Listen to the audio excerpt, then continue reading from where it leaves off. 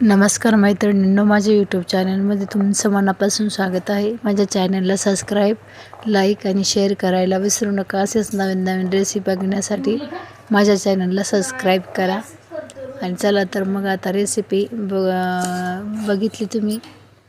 आणि मक्काचे दाणे मी मगाशी मिक्सरमधून बारीक करून घेतले आहे.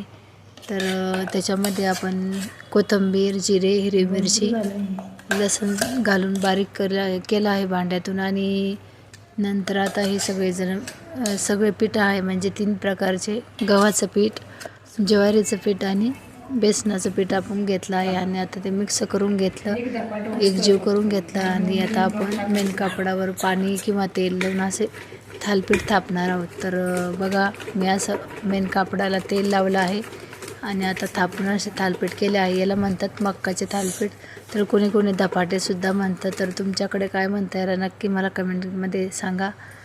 तर आमच्या मराठवाड्याकडे याला आम्ही थालीपीठ म्हणतो. तर बघा, आता छान केलं आहे अशी मी मक्काची थालीपीठ. तर या खायला सगळेजणी. तर याच्यासोबत तुम्ही कढी, खोबऱ्याची चटणी किंवा शेंगदाण्याची चटणी, पुदिन्याची चटणी किंवा दही असं काही खाऊ शकता. आणि ते खूप चवदार असे खूप छान लागतात. तर अधूनमधून आम्ही नवीन असं करत असतो. तुम्हीसुद्धा संडेला नक्की करून बघा.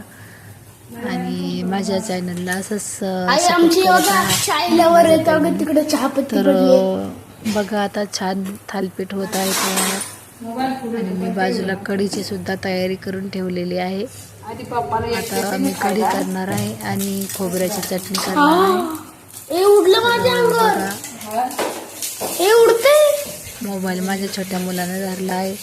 काय होतं, एक जण मोबाईलला शूट करायला पाहिजे, एक जण कुठे आपली फजिती होती व्हिडिओ करताना. कधी कधी अवघडल्यासारखं होतं, तर व्हिडिओ अर्धाच राहून जातो. तर माझ्या मुलानं व्हिडिओ शूट केला आहे, छोट्या मुलानं. तर बघा, आता आपण थालीपीठ तयार आहे आपलं. या खायला तुम्ही चव घ्यायला म्हणजे खरडून काढायचं.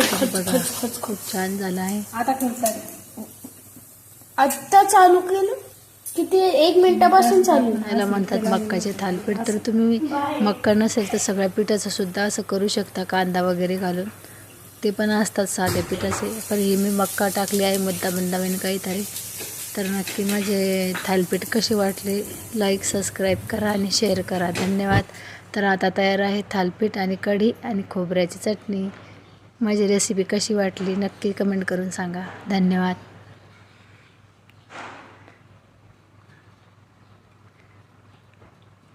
जवळ कसं काय दिसतं.